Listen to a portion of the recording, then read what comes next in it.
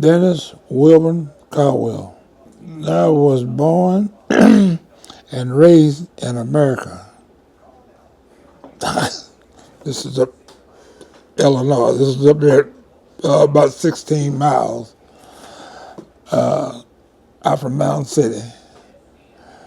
And that's where I was born and raised on a family farm. And I went to school at Hayes in America. And I left when they shut Hayes down. Then I went to Lovejoy Carvin in Mountain City. Then I went to high school, which I quit in the 9th grade. It's about, I must give it about 10 miles. America was lots of people there. Oh, it was about, let's see, because we had a lot of people, farmers out there at the time. And I'm going to say it's around about 300 or 400, all together. And black and white. And they also had a train depot up there in America where that Illinois Central would come through. And it come all the way to Cairo, and then it would turn around and go back. And I remember that because they used to throw coal off there and give us, and we'd be glad to get it. And that's where my auntie, which is, there are pictures up there, my uncle that raised me. My mother, everybody lived kind of, my mother, I stayed with her off and on, but my auntie that really raised, because she always gave me a lot of stuff, and I was always up, because she just had one daughter, and she raised me and gave me anything I wanted. My auntie had that, my auntie and uncle. Yeah, they raised you. They raised me, because that's why I always wanted to be on that farm. And that's how I got taught about the farming. That she did tell me. I never heard, she may have said it, what she was, and but she never, I never did even hear her mention that, Did anyone ever talk about your relatives being enslaved or in slavery? I never heard them mention anything. Yeah. I think I've heard my auntie one time mention that her daddy came from out the South, but that was it, and I didn't hear more about that, Age-wise, ooh, let me think, so many of my time. I remember one lady I remember was Miss Dorothy King, Miss Beanie Wade, Miss Thompson, as it was called now, Big Tone, Mama. And I knew some of Miss Tempe McNeil, she was a school teacher. George McNeil, he was a school teacher. Oh, there's a few more, but right off the head, about calling it, trying to get their names together. Hayes School was out there in America, that was all black school. Then they had the white school. In America? In America, too. The Hayes School was on this side, and then the white school was up the road further. In the white community? Right. It's kind of sits like around the farm area, too. And the high school kids, they had a bus that brought them from Armstead to Mound City to the high school. And some of the young men and women that lived inside America, there's the highway goes through there, so they would catch that same bus and go to school. George McNeil was I don't remember no principal. He was the what's called now. Yeah, he was the head what's called. And then he came down here, and they had Bruce School. He went taught at Bruce School down here. Now you mentioned that you went to Hayes School to what grade? 7th. And then you start going where? Mountain City, called Lovejoy Carving. And it sits right behind the Lovejoy High School. And the teacher there, his name was, Lord, I had it on the tip of my tongue. I should have called it out there. C.J. Lunderman. Yeah, that was my teacher there. So you were there in the 7th grade to The 8th. 8th. And then you went to high school, Lovejoy High, Right. to The 9th grade. and then you indicated you dropped Quit. out. I dropped out. Why did you quit? Well, one thing, I couldn't get my lesson. Didn't have nobody help me at the time, you know what I mean? I just lost, interest, and I just come out and went to work for the farmers. Well, I worked for different farmers then, because time was kind of tight at the time, and I was making like 50 cents an hour, to help bring in each week, and everything. 6 months, 6 days, 44. June 6, 1944. 1944. You were born in America. Yeah. That's a good title. Actually, I left America, and I was actually back and forth. And then my auntie and them, they got out there, let me back up a little bit. Okay. Out in America, we didn't have electricity. Was number one. We used to use, everybody out there didn't have electricity. We used to have the lamp lights back then. We're talking back in the 50s now, and the late part 60s. I mean, the early part of the 50s. Late part of the 50s. So my auntie and them left, and they moved to Mountain City. And that's when we started getting, she got she didn't. She got before then because she moved in another house. My uncle rented a house from a guy, and it had electricity in it. Did you have running water? No. So you out had the well. outhouse as well. Had the outhouse as well. Okay. I stayed there for a little while until with her, and then 1963 is when I came here and married Claire. Okay. About 500 families out here. 5. Pretty close, maybe more. There's a lot of houses. Yeah. We're out there on the highway where you come in there, it was some white out there. They had trailer houses, and they had 1, 2, 3. When you get ready to turn and go back to, there's about 4 taverns there, 3 or 4. Yeah. They were white, and then they had another tavern on the other side of that. The wage store, they used to call it the killing floor. Why do you think they call it the killing floor? Well, they got a guy killed out there. Ever since that guy got cut out there, his throat cut, they call it the killing floor.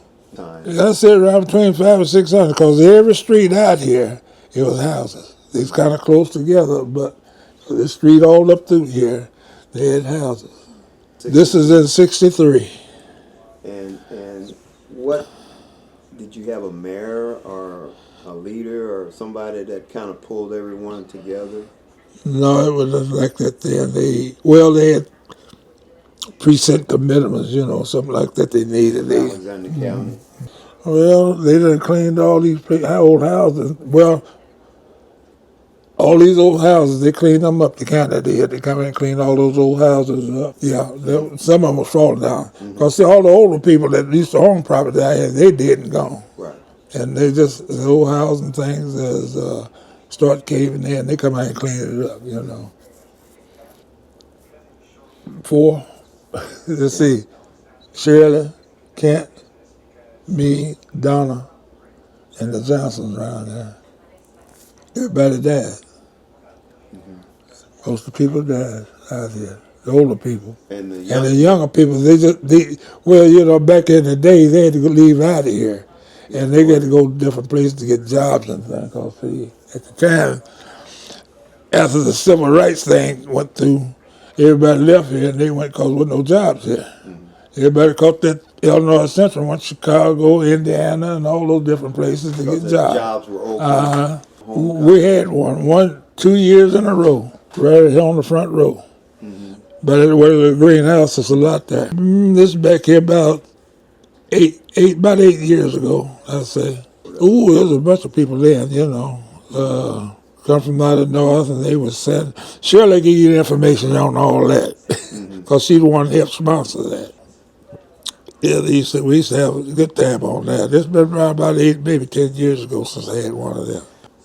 As far as I know, everybody that I knew around here, when I was here, everybody got along good so far. And everybody raised their little gardens and stuff, like in the little backyards and stuff. And it's basically like the old days way back down in the South. They had your outdoor toilets and all that. You mentioned outdoor toilets. When did everybody modernize where they got rid of the toilets and you had more running A water? lot of people started then coming, they used to, let's get to the water bill here. They used to have the city of Carroll, we had old busted water lines. And the old water lines, those old water lines they had run clean up on the other end of the city. So we had houses clean up. That's where that Mary truck stop, the old truck stop used to be. That's where, but those water lines would bust. Water bill kept getting higher, keep it getting higher and higher and higher. My wife and some of the other ladies around there, they used to sell dinners and things to help pay the water bill to Carroll. Because water bill got this, kept it raised. And there's a man up there called, he used to run a grocery store called R.V. Old Man Vaughn. Of course, he had money. And any money that he taken care of, that he would collect the money, then he would take it down there. And if anything was left over, he would pay it, finish it out, So it got to the place then, we kind of got together then and got on the board about it, and they found we put new water lines in out here where everybody had a meter, because, see, back then they didn't have no water meter. You protested. You went That, to Alexander County Board. I think I didn't go. Yeah. The Shirley and the way. They went to, I believe it was the board, and got that done. Oh, yeah, because everybody got a meter, you understand? Where, like, the way it was going at first, them lines instead of pipes rusted, and it might bust way up there on the other end. Up there, we're paying, water. You can see sometimes water shooting up out of the ground. Yeah. And were you all drinking that water too? Yeah. Now, I believe the 8th grade, they said. Was George McNeil, because he's the one that left Hayes in America yeah. and went there. They sent him down here because they had shut that down up there, and that's when we went to Mound City. I believe it was the 8th grade, Claire said, if I'm not mistaken. I think she said the 8th grade because she went to school there. Oh, yeah, we should have, everybody holler at one another, and like that, but yeah, we pretty well do. I don't have any idea about that. It's been down though for a while. Yeah. Yeah, one thing I noticed, it needed a lot of work did on it, because the roof is, Okay, I worked for other farmers for 50 cents an hour. I did that some in 63, 64. And let's see. Then I left doing that, and I went to Decatur, Illinois. I quit the farming there, and I went to Decatur and worked in the foundry up there. That was in 65 or 66, I believe. Steel mill. Right, Wagner's Casting Company. And I stayed up there for a little while. I couldn't stand that chemical in the plant. The doctor told me I had to leave there. So I come back home and went to work construction work. That's when the construction work started getting plentiful around here then. And that's what I got in the labels hall down there and started with construction. That was, Mm-hmm. that was in 68, like that. Then they started, let's see, then I left again and went to Belvedere, Illinois. I went to work at Chrysler's, the Belvedere. Oh, outside suburb Chicago. Right. I went to work at Chrysler's. Then I left Chrysler's and came back to Carroll. That was in 60, I want to say around 67 or 68. Mm-hmm. And I left there and I come back to Carroll. That's when I got into construction again. They was putting Interstate 57 through. Yeah. All right.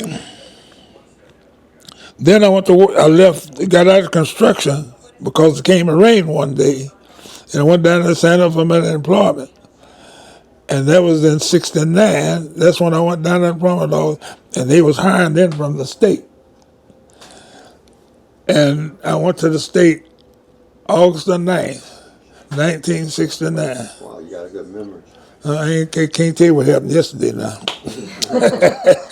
But let me back up again. I left talking about job. Mm-hmm. Before I did all that, I used to work before. Let's see, yeah, when me and Clara married, I was working for Bruce's up there. Bruce Lumber. Bruce Lumber Company, yeah, that's where they made hardwood flooring. Mm-hmm. And then I worked at Burkhart's a little bit. You know, that was before I went to all these other places. Burkhart's made foam for cars. Right. So let me back up a second. You mentioned the interstate. I recall growing up that the interstate, in order to get on the interstate, you had to go a little north of. Almost all of them. Well, right out here beyond Peteardale. That's why I quit it. Yeah, Peteardale. Mm-hmm. And you made a left and got on the interstate. Right. So basically, you're telling us that you helped build that road, right? Right. You tell me from. Let me back you up again. So, from Ulla, mile marker 18 from Ulla, that's how far I worked all the way down to where you come off up here. You know where them grain tanks at now? Yeah, where the Peteardale. That's where I quit E.T. Simon at and went to the unemployment office and to sign up to get my unemployment, you know, when it rained. And I don't know if you knew a guy named, he's a school teacher named was named Reynolds. Yeah. You remember him? Yeah. He's the one that helped me get that job on the state. Yeah. Yeah, it was raining that day. Every time it rained, that's what we did, you know, go so we can get, we don't know how much time we're going to have off, so we still have some money coming in, you know. It was more white because they got in, they knew how, in other words, let's put it this way. Well, we had to go to the local 773 down there. Mm-hmm. There's very few white come because they would get called at home. They get called out. You went out there, you would never thought to face, hey, what you doing here? You know, I had my name in before you did. You understand? You're saying to get in. Well, if they paid, there's quite a few who worked on that interstate, yeah. Napoleon Garrett. Mm-hmm. A guy named, wait a minute, hold on. Now you got me here, I remember him. There was some more out there, you know. His old man used to work there behind, used to live there where I don't know if you remember that row of houses there right across the street from Gutterman. Yeah. I can't think of the old man. Yeah. And Homer Brown, old man, he used to work all the time. But in order for the black guy job, they had to shell out that money for that business agent. Yeah, you had to pay us 3%, 2%, I believe it was. Out of each paycheck? Right. Well, what them do? We want to make some money. Give it to him. Everybody was doing that. All of us, they were taking that what that old business agent down, Colin Smith. Yeah. Oh, man, that dude got over. They carrying him. All, have pork chops and stuff. In order to get jobs, they take care of But him. was 2% taken out of everyone's check, black, No, white? you cash your check, but you take that in there. Okay. I don't know about the white now. But you had to give 2%. I know what I had to get at 2%. Your job. Right. Wanted to work. Didn't know no better. That was part of doing the business. And I need that money. Right. I was making $525 a month. Previously, I might bring home 100, 200, just, So it was a big raise. Right. Had insurance. Had paid holidays, vacation days. You know, it was a big difference. Well, the biggest, I drove truck, 10-wheeler for the state all the time. I bring that state truck home, park it over. I did all the hauling, like rocks, cinders, everywhere they needed me to haul to. That's what I did. Drove tractors, I did it all. 32 years and 6 months.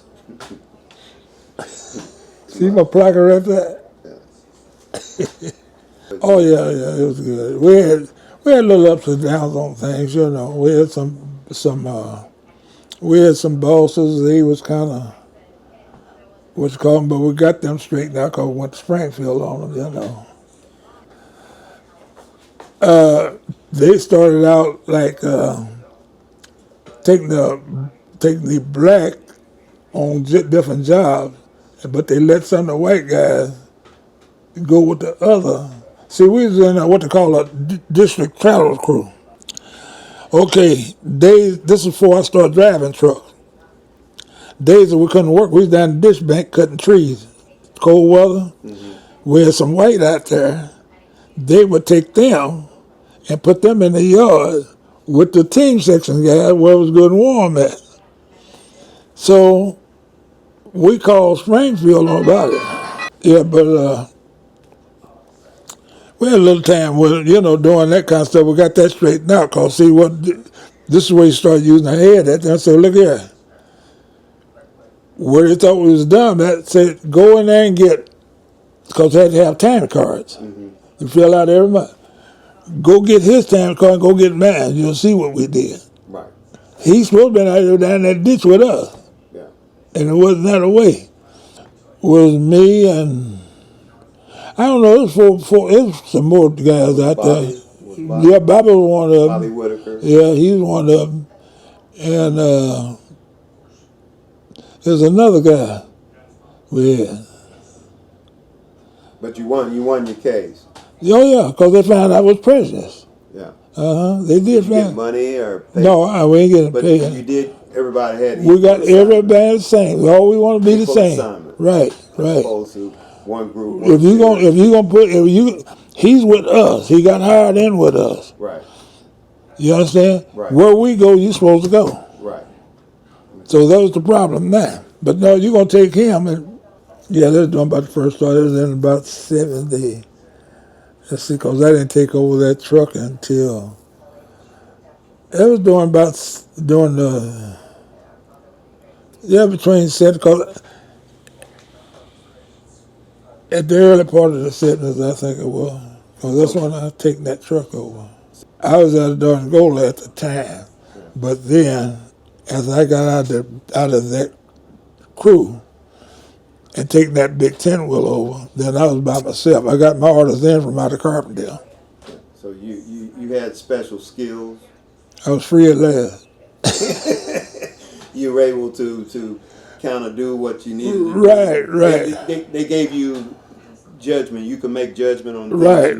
I knew what I had to do. You understand? They tell me, say, hey, we call him Big D. Say, Big D, look here, we need a load, or we need 5 loads or whatever. Well, if I didn't make all of them that day, I knew what to do the next morning. They had my own radio and everything. Describe your wife. Oh, man, I hate to do that. Yeah. She was a sweet woman. Yes, she was. Yeah. Yeah, she was grateful. She took care of the family. She taking care of everything. Yeah. Yes, she did. And we was married for 60-some years. Wow. That's love, isn't it? Yeah, I would never find that. Yeah. Don't you laugh at me. You know, her cousin introduced me to her. One night we was over at Mountain City. That's when we was out, And anyway, it was another young man like her. And I don't know, I walked up there because I think she rode over there with him. Then they all the girls, and everything. And I said, "Hey man, who was that pretty woman there?" He said, he kind of steady looked at. He said, "That's my old lady." I said, "What?" I said, "Well, I tell you what, tomorrow night she ain't gonna be your old lady." From then on, So there on, yeah. it's history. It was history. She already had a kid, but I married her. He was two, and anyway, I had two by her. Mm-hmm. This Donna and Steve. He's in Columbus, Georgia. And Donna lives here in Carroll. Yeah, she's still in Carroll. Yeah, with Steve, he comes up here quite often. See, but since I've been alone, he calls me every night though. Pretty much. Check on. Yeah, that's good. And my granddaughter, one I tell you about, Yeah. that's my business lady. She calls my doctors and all this stuff. Grandpa, you got such and such a doctor's appointment. She's in Arlington. Arlington, Texas, and she does everything from down there. Yeah. Oh man. Yeah. Yeah. I have feet problem, and I went to a doctor that had in Cape over there, and we had a conference call, but she got on this phone here, and she asked the nurse, "Can I get on the phone, make a video on this phone? I'm gonna talk to you too." She did it. Yeah, FaceTime. Yeah, right in her office there. She. I think she's a graduate of SIU. Yeah. Salute you, dog. Yeah, I told her when she wanted to come back up here, I said, "Honey, come on, I'll get you." You think she'll move back? I doubt it. Listen, I doubt she will. In fact, man, she'll be here tonight. Tonight? The ninth. The Oh, ninth. the ninth. Oh, okay. Okay. I'm gonna give myself a 10 so you can figure it out.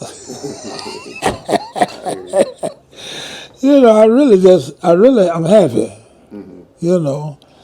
And I was just like I say, I was proud I'd been a man and a father, and everything to my kids and to her too. I ain't gonna say I was an expert in that, but I was proud of that, and I taking care of them. Made sure they had what they wanted, warm place to stay, plenty to eat.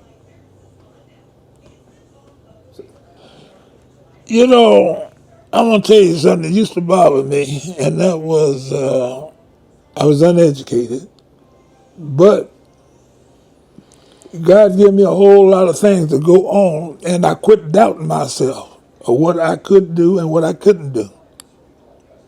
B.B. Bingham. B.B. BB, yeah. B.B. had it bad after on that state. What you can't do. I said, man, don't quit saying that. You don't know what you can do until you try. And I said, there's a whole lot of things they say I couldn't do. But I tried it, So that was one thing helped me over too. I said, I quit saying what I couldn't do because I learned a lot from the farming. I still got some farm equipment out there I ain't sold yet. And I used to farm right at 350 acres of ground. Yeah.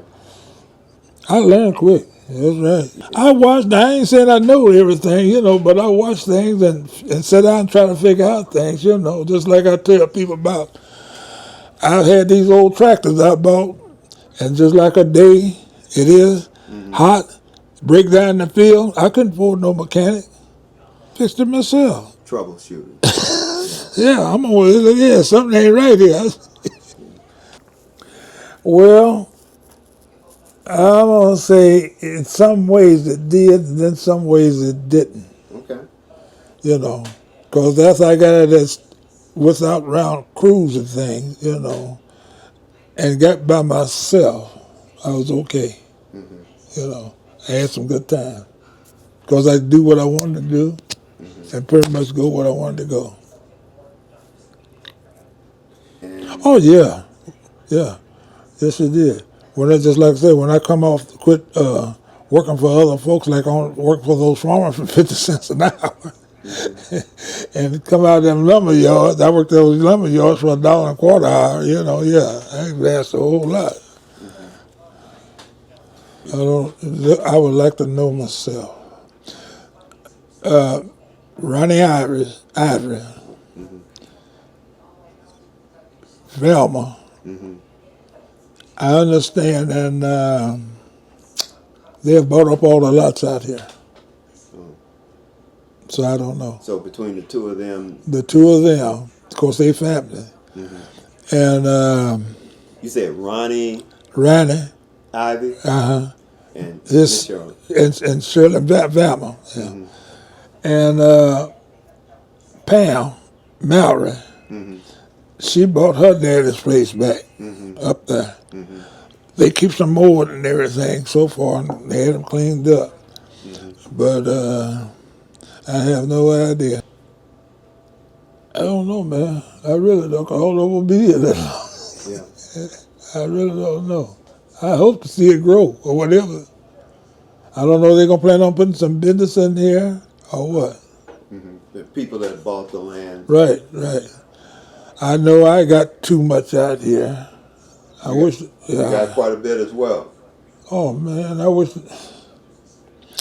I got over across the road there, some of that over there where you see mowing.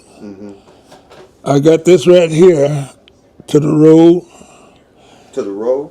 Yeah, to the road, from here all the way to the road. And got right there to where you see that equipment stuff is over there. Got all that back here. Yeah. So how many acres you think that is? They go by the lots out here. Okay. Acres, I don't know. Probably about 2 acres, I'm going to think all together. Yeah. I love it. Love it. It's peaceful out here. Everybody riding around out here talking about how peaceful it is. I didn't know it. White and some black. They said, hey, it's just as quiet out there. I said, that's where we want to keep it. I would tell you about the mules and things they used to fly when I was a little boy. Yeah. Did I tell you about that? No, Oh, I didn't? Yeah, I used to plow the horses and the mules back then. You know, actually, it wasn't that. They had no tractor, so they trying to make a living. Stubborn as a mule. Was Right. A mule stubborn? The old mule stubborn, that's right. And So how would you? we had a whip. Oh, you whip. Yeah, kind of tag him a little bit. He'll move. No, you didn't beat him, you know, just but you tap him. He knew what you meant. Well, actually, we didn't have no really mule horses like that because all we had was want to run away. Yeah. You better be ready to roll with them. Back in the we plowed early it. days when you were a kid. Yeah, but well, we didn't have them in high when I was in high school. That was back when I was like about 7, 8 years old. Oh, okay. I'm talking about back in them days. I'm glad y'all. Hope y'all understood what I was trying to tell you. Yeah, we did. Well, I didn't have it. You didn't know what you were missing. Didn't know what I was missing. Didn't even have a TV at the time either. So what did you do to? We had a radio. Let me add this in here to you. We had a radio, and it carried a battery about that long.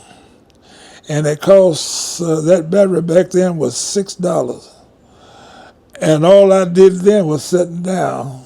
Then, back in those days, I would listen to Ernest Record Mark. Yeah.